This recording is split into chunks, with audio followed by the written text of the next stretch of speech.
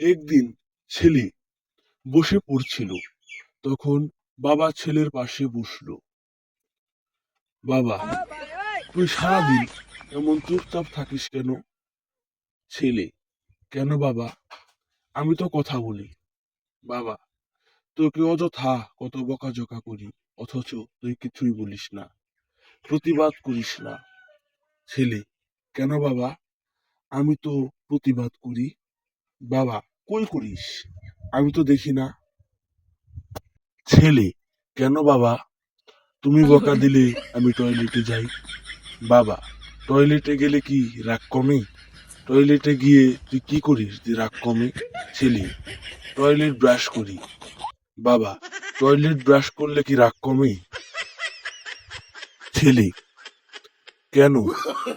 আমি তোমার ব্রাশ দিয়ে টয়লেট ব্রাশ করি।